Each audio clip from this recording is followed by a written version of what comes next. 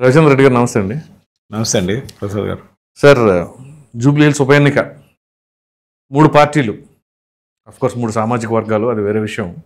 కానీ ఇక్కడ ఏంటి అంటే ఏ పార్టీకి వాళ్ళు ఆ పార్టీ వాళ్ళే చాలా బలంగా ఉన్నాము అని చెప్పేసి ధైర్యంగా చెప్పడం.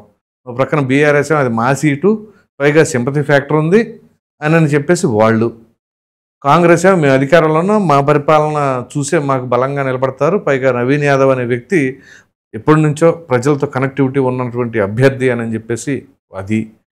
తర్వాత బీజేపీ మీరేమంటున్నారంటే రాబోయే ఎన్నికల్లో మేమే ఖచ్చితంగా ప్రభుత్వాన్ని స్థాపిస్తాం, అలాగే ఇప్పుడు మా పార్టీ చాలా బలంగా ఉంది, అటు కాంగ్రెస్ పార్టీ వైఫల్యం చెందింది కాబట్టి ఇటు బీఆర్ఎస్ని నమ్మట్లేదు కాబట్టి మేమే గెలుస్తామని చెప్పేసి ఇటు అభ్యర్థి లంకాల దీపక్ రెడ్డి ఆయన కూడా విస్తృతంగా ప్రచారం చేస్తున్నారు. సో కొంతమంది ఏమో బీజేపీ 3వ స్థానంలో ఉంది ఇక్కడ అని చెప్పేసి అంటారు. సో దానికి మీ సమాధానం ఏంటండి? సో ఎవరి భావజాలం ఏదైనప్పటికీ మీరు అన్నారు ముగ్గురు అభ్యర్థులు కూడా 3 సామాజిక వర్గాల గురించి. మీరు గమనించాల్సింది ఒకటి ఉంది. బీఆర్ఎస్ అభ్యర్థి అయినా, బీజేపీ అభ్యర్థి అయినా, మరి కాంగ్రెస్ అభ్యర్థి అయినా వర్గాలుగా విడగొట్టబడ్డ హిందూ మతం నుంచి వచ్చిన వాళ్ళే. సో ముగ్గురు హిందువులే. అవును. సో ఆ విషయంలో మజ్లిస్ ఏం స్టాండ్ తీసుకుంది?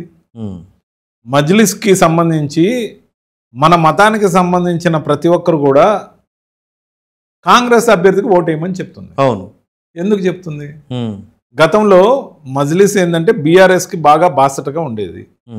మరి ఇప్పుడు కాంగ్రెస్కి ఎందుకు సడన్గా బాసటగా ఉంటుంది అంటే తెలంగాణలో అధికారంలో ఉన్న పార్టీతో కొనసాగితే తమ ప్రయోజనాలు మజ్లిస్కి సంబంధించి ముఖ్యంగా ఓల్డ్ సిటీలో కానీ వాళ్ళు గెలిచే 7 నియోజకవర్గాల్లో కానీ వాళ్ళ పార్టీ యొక్క ప్రయోజనం, వాళ్ళ రాజకీయ ప్రయోజనం, వాళ్ళ మతం కోణంలో అడిగే ఓట్లు ఎవరికి వేయాలని చెప్పే విధంగా ఆల్మోస్ట్ ఒక ఫత్వాలాగా మనందరం వీళ్ళకే వేయాలి.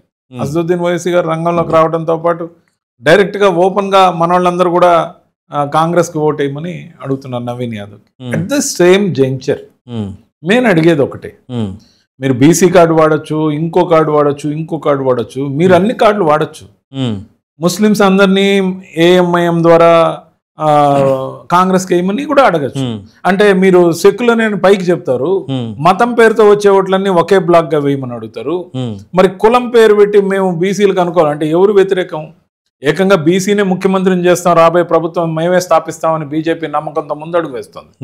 మరి మేము ఆ విధంగా మాట్లాడట్లా. మమ్మల్ని దయచేసి హిందువులుగా ఉన్న వాళ్ళని కులాల పేరుతో చీల్చి ఈ విధంగా మతాల పేరుతో బ్లాక్ గా ఓట్లు వేయించుకుని గెలవాలనుకునే కాంగ్రెస్ యొక్క కుత్సితమైన రాజకీయం రాబోయే రోజుల్లో నెరవేరదు. తాత్కాలికంగా ఏమైనా మేము మాట్లాడితే మతతత్వం, హిందుత్వం అంటారు. ఏం తప్పు?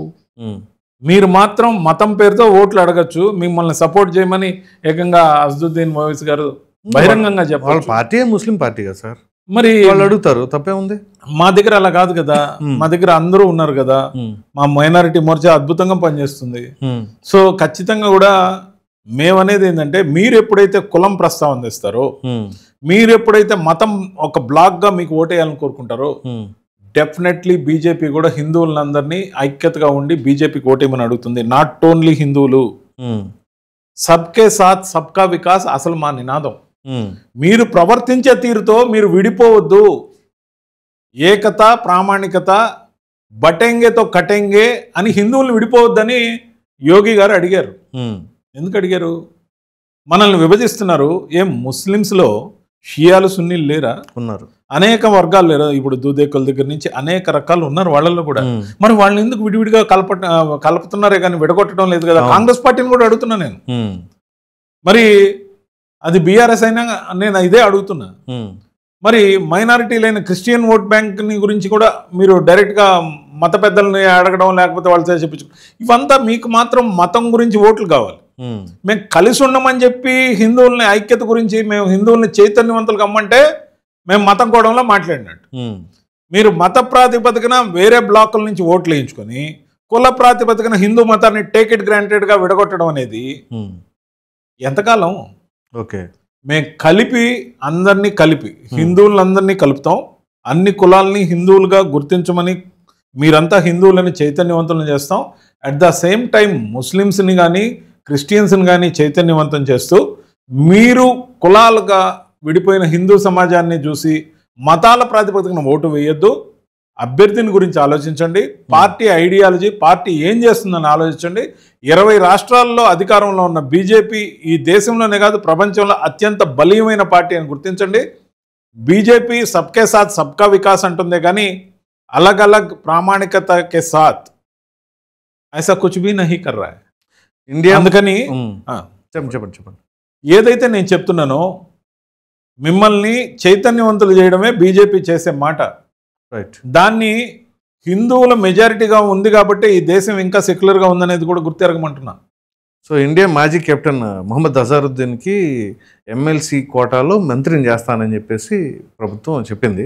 కోర్స్ కొన్ని టెక్నికల్ ఇష్యూస్ ఉన్నాయి, ఇప్పుడు ఎలక్షన్ కోడ్ ఉంది కాబట్టి ఎలా చేస్తారని చెప్పేసి అని. సో ఈ ఫ్యాక్టర్ ఎంతవరకు పనిచేస్తుంది అంటారు? ఇది ఎలక్షన్ ఫ్యాక్టర్ కాదు. నేను ఈ మధ్య యూట్యూబ్లో క్లిప్స్ మేము చూడడం జరిగింది. కొంతమంది జనం మామూలు సాధారణ జనం ఉంటారు, పబ్లిక్ బైట్స్ తీసుకుంటే మా ముస్లింలు ఓట్లు కావాలి కానీ మా ముస్లింకి ఒకరికి కూడా మంత్రి పదవి లేదు, అయినా మేము ఎందుకు వేయాలి కాంగ్రెస్ అని అడగడం. మాకు నవీన్ అన్న ఫ్రెండ్ మేము వేస్తామని కొందరు చెప్పడం, కొందరు లేదు ఈ విభజిత రాజకీయాలు అవసరం లేదు మేము బీజేపీకే ఓటేస్తామని చెప్పడం. కొందరు చనిపోయిన మాగంటి గోపీనాథ్ గారు కూడా కొంత వర్క్ చేశారు, సునీత్ గారికి ఆ సింపతి మాకుందని మైండ్లో కొంతమంది చెప్పడం. ఇవన్నీ నేను చూసిన క్రమంలో నాకు అర్థమైంది ఏంటంటే ఇప్పుడు తీసుకున్న చర్య ఏదైతే ఉందో, కాంగ్రెస్ ప్రభుత్వం ఏర్పడింది 2023 డిసెంబర్లో. ఇప్పుడు డిసెంబర్ రావడానికి ఇంకొక నెల ఉంది గ్యాప్. హఠాత్తుగా ఒక ముస్లిం మైనారిటీకి ఇప్పుడు ఎందుకు మీరు మత ప్రాతిపదికన అర్జెంటుగా ఎవరున్నారా అని చూసి, ఎప్పటి నుంచో షబ్బీర్ అలీ గారు ఉన్నారు, అజారుద్దీన్ గారు ఉన్నారు మీ దగ్గర, మీరు ఇవ్వాలనుకుంటే ఎప్పుడో ఇచ్చి ఉండొచ్చు.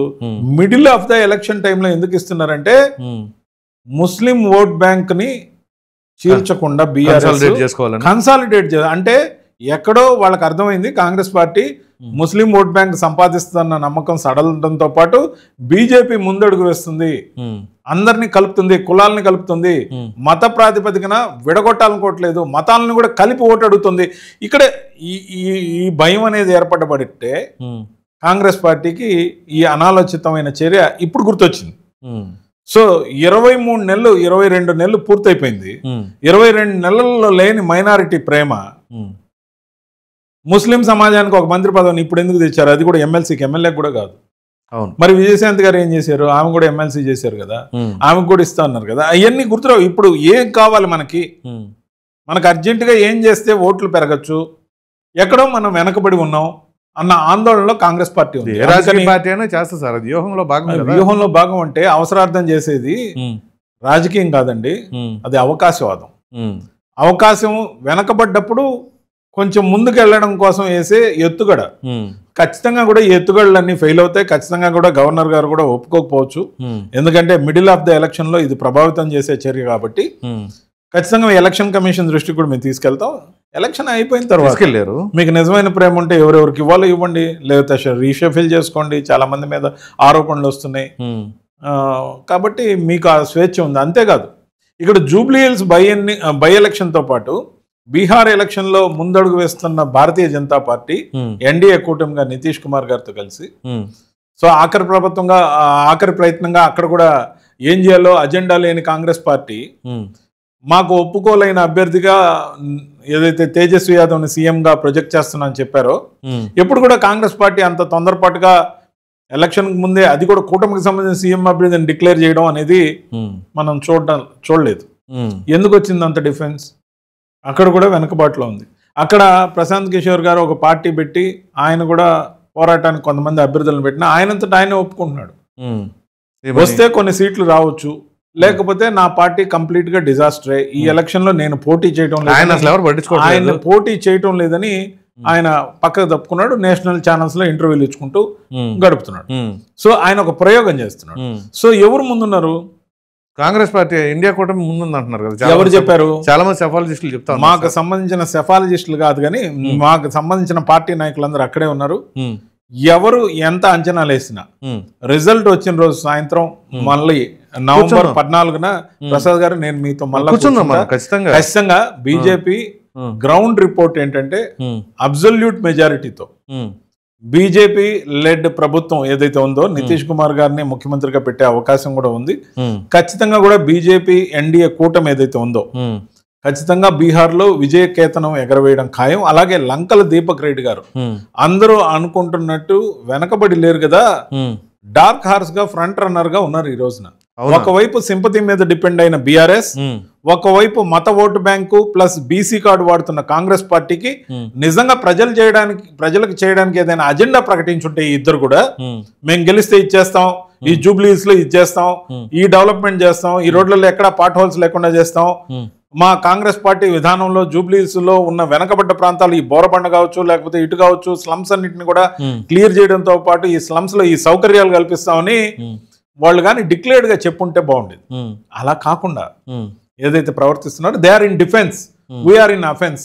సో ఫ్రంట్ రన్నర్ గా మేమే ఉన్నాం, వాళ్ళు వెనకబడి ఉన్నారని నేను ఖచ్చితంగా. మరి మీరు చెప్తున్నారా మేము చేస్తాం ఇది చేస్తాం అది చేస్తాం? ఖచ్చితంగా చెప్తున్నాం. బీజేపీకి సంబంధించి కేంద్రం తీసుకుంటున్న కార్యక్రమాలు కానీ ముద్రా యోజన, నేను జూబ్లీ హిల్స్ కి సంబంధించి నేను చెప్తున్నాను, ఇది దేశం అంతా అమలు అవుతుంది. చాలా మందికి ఎడ్యుకేట్ కాలేదు, అందుకే పార్టీ కార్యాలయాలన్నీ కూడా ఆంధ్రప్రదేశ్ కి ప్రాతినిధ్యం వస్తున్న నేను కూడా ఆంధ్రప్రదేశ్ లో అనేక కార్యక్రమాలు చేరువ అనే కార్యక్రమం ద్వారా గతంలో కూడా చెప్పున్నాం మీ దగ్గర ఏ విధంగా ప్రజల్లోకి వెళ్తున్నావు పార్టీ. అదే విధంగా ఈ రోజు కిసాన్ కి సంబంధించిన క్రెడిట్ కార్డు కానీ ముద్రా యోజన ద్వారా మహిళలకి స్వయం సమృద్ధితో పాటు 5 లక్షల నుంచి 15 లక్షలు 20 లక్షల వరకు కొల్లేటర్ లేకుండా లోన్స్ ఇవ్వడం కానీ, స్వయం ఉపాధి స్థాపన కోసం కానీ నరేంద్ర మోడీ గారు తీసుకుంటున్న చర్యలు కానీ, ఏదైతే ఆయుష్మాన్ భారత్ కానీ ఈ సంక్షేమ పథకాలు గ్రౌండ్ అయినాయి అనుకోండి, ఆ గ్రౌండింగ్ చేయించే బాధ్యత లంకల దీపక్ రెడ్డి గారు నేను మీ ప్రతినిధిగా నన్ను ఎన్నుకోండి నేను చేయిస్తాను అని చెప్పడంతో పాటు ఇప్పటికే నిర్మాణాత్మకంగా కేంద్ర ప్రభుత్వం తీసుకుంటున్న చర్యలు రాబోయే 2-3 సంవత్సరాల తర్వాత అధికారంలో రాబోయేది బీజేపీయే కాబట్టి మీరు కులాల వారీగా విడిపోవద్దు, మతాల వారీగా కలిసే ఉందాం, కలిసి ఎదుగుదాం, సబ్కే సాత్ సబ్కా వికాస్. మేము ఎవరిని చీల్చాలనుకోవట్లేదు, మా ఏ మేనిఫెస్టో అయితే మేము ఇస్తామో ఈ నియోజకవర్గానికి ఏం చేయగలమని మేము చెప్తామో దాన్ని అబ్జల్యూట్ గా మీరు నమ్మి మాకు ఓటేయమని వినయంగా వినమ్రతతో లంకల దీపక్ రెడ్డి గారు అడుగుతున్నారు. మిగతా వాళ్ళు డిఫెన్స్ లో ఉన్నారు. రైట్ సార్, థ్యాంక్ యూ అండి. నమస్కారం.